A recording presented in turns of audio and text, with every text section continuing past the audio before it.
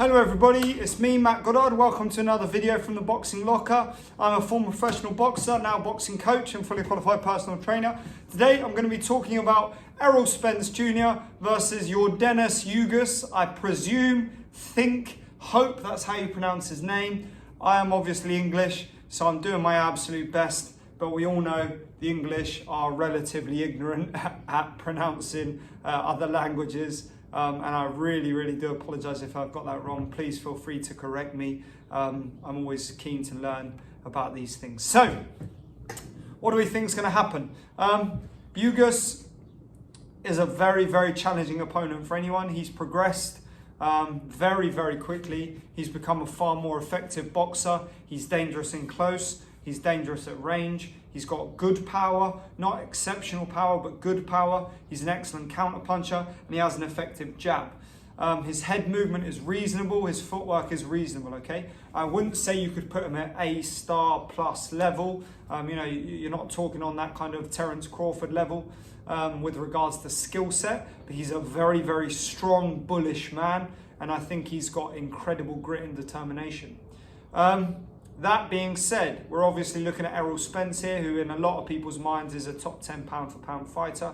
I personally don't have him in my top 10 pound for pound.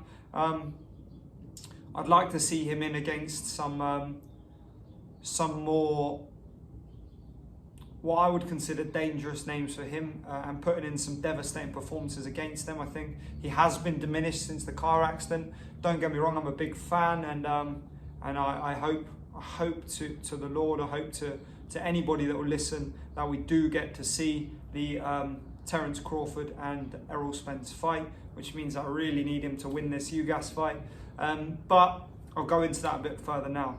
Errol Spence, exceptional jab, incredible counter puncher, very good chin, very strong, very physical, very dominating.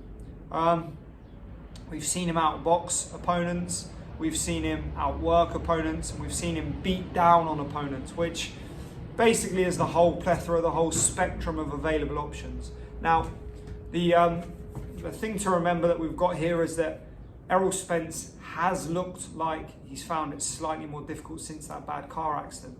And this is going to be the fight where we really see if he's actually recovered his full capacities, if he's fully recovered everything that he can possibly do, and he's at his physical and mental best. I hope to the Lord he is. I'm a big fan, as I mentioned, and I think this is an incredible test for him.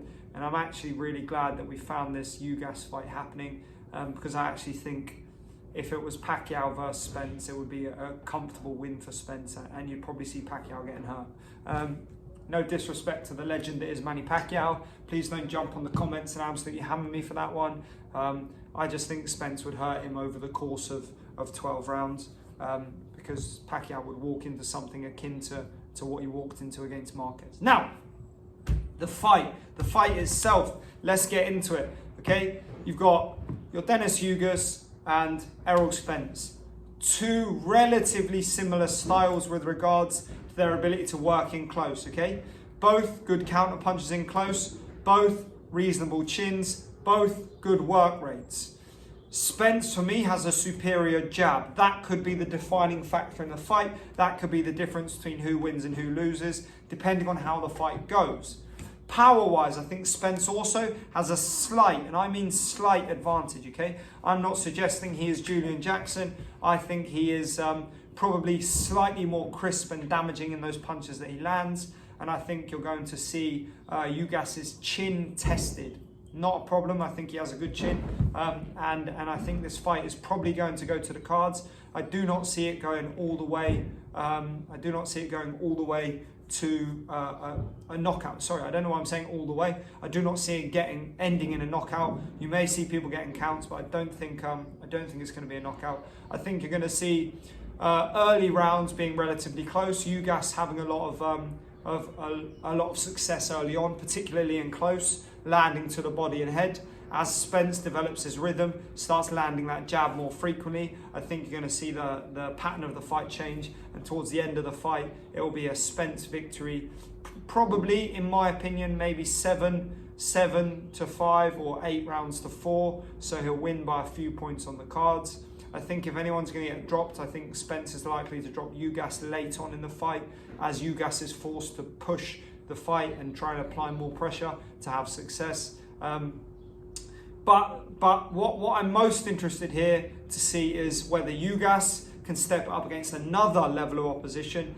Obviously, Manny Pacquiao was elite, but Manny Pacquiao is past his best. We have to be honest here. The Manny Pacquiao that Ugas beat is not the Manny Pacquiao of 5 years prior. And hopefully, we're going to see Ugas lift his game once again, working with Ismael Salas. There's every possibility that can happen. He's one of my favorite coaches, very, very intelligent man, very informed, very precise in his practice. One of my favorite quotes is simple drills for simple skills. Look at what Ismael Salas does with his guys. Simplicity is the key to perfection. Spence, this is it for me. He wins this fight. You can immediately see the level he's at. Ugas is an elite level welterweight. Spence wins this fight comfortably. Spence wins this fight well, and then he's well on the way to having a very, very good night's work against Crawford, or moving up to light middleweight, which is obviously an option. We know that he is a very big guy at the weight, so there's every chance that light middleweight is an option.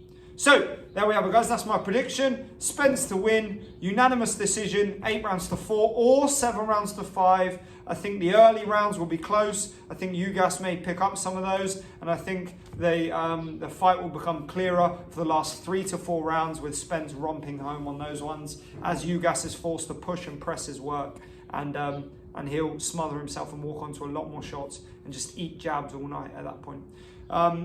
Let's see what happens. As always, let me know your thoughts in the comments. Don't forget to subscribe to the channel. More and more content coming. I've been a bit slow recently because I've actually been moving house, so I've had a lot going on, but there's going to be more and more happening, so keep an eye out for those. Like the video, dislike the video, just react to it. That's all I care about. Share it on all of your platforms. Check me out on Instagram at The Boxing Locker. Subscribe to my YouTube, The Boxing Locker, as you've seen, as I've mentioned. Find me everywhere at The Boxing Locker, and I hope everybody has a wicked day and is excited for this Spence versus Ugas fight, as excited as I am. Take care, guys.